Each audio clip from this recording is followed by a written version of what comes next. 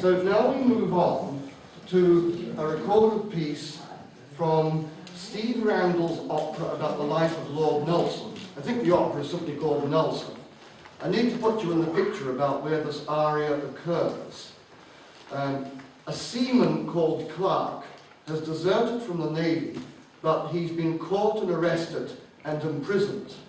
He is now in his cell or brig on board ship, and he is going to be hanged in the morning.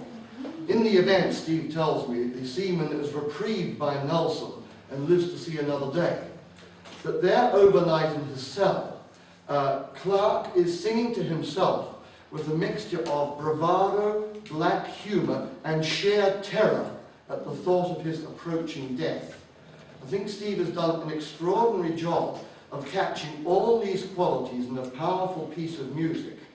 The sound file you hear is, I believe, from Sibelius software, not a live performance, but we do hear Steve singing as part of the performance.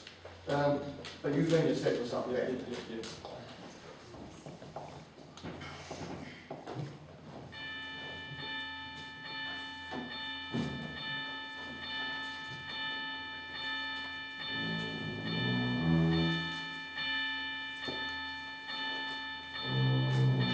Oh, woe is me, I took a chance. Now from the yardarm I must dance. To brown eyes I was in a trance. For company and a little romance. I thought your job was an easy one. Shaded from the noonday sun. But now I'm dreading what's to come. All for old and a bottle of rum.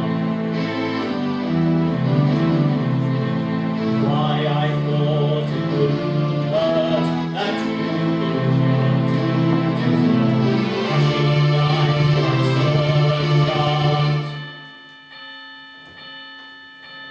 Rum in my belly and a woman in my arms.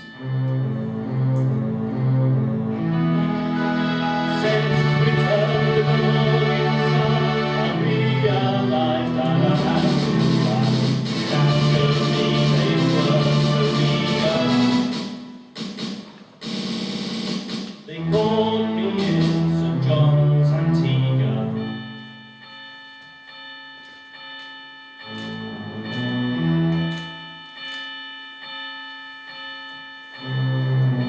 Oh, woe is me, I took a chance. And now from the yardarm I must dance. Two brown eyes put me in a trance.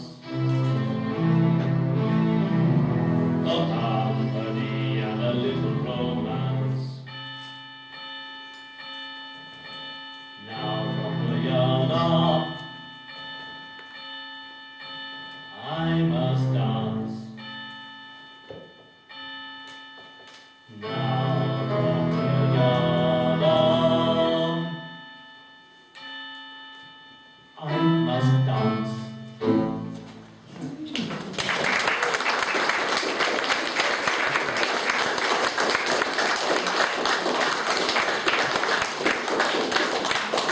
The wonders of modern technology. The accompaniment is actually designed for an orchestra, not merely for a computer. You will have noticed that the orchestra includes a tubular barrel. So at this point we pause for further comment. So Steve Randall's aria for Clark. Do I see any hands going up? Well, mine will go up because I was so impressed. The piece you wrote last year was nice. That's on a completely different level and gone up several notches. Because you wrote that two-part piece, didn't you, which worked well last year. You've used the software brilliantly to help you, and that's worked as a really successful piece. Well done. Thank you. Thank you. Do I see any other hands? When are we performing? He doesn't know. When he finishes it. Well, that's right. This comes from the end of Act 1, is that right? Yeah. So does that mean you still have 2 acts to go? No, there's some of Act 2 done. All right. So we hope you live long enough to finish it. Yes. So do I. Steve has just retired, so... No, you won't have any time at all. That's what he's found. So do you see what I mean when I say there's that mixture of bravado, black humour and sheer terror, all mixed together? And did you see the significance of that oft-repeated bell, the tubular bell? Yes, you know, the funeral knell, the funeral bell. Oh, I thought it was a ship's bell. Well, it could be, yeah, it could be. Ship's Well, bell? yes, Yeah, but of it course, could be, the yeah. ship's bell only rings, Steve, you'll have to correct me, is it every quarter an hour or half an hour or what? I think it's half hour, yeah, half hour, and then So it's every half 1 hour. bell, 2 bells, 3 bells. Yes, I mean, 8 that bell bells. was striking rather more often than once in a half hour. No, from what Steve up. But that's what I thought was quite inspired about it, the bell, the use of the bell all the way through. Because Yes, I mean... Oh, sorry, Mavis, I didn't see you. With these. I'd like to say that I'm always amazed at the sheer versatility of Steve and his music. Yes.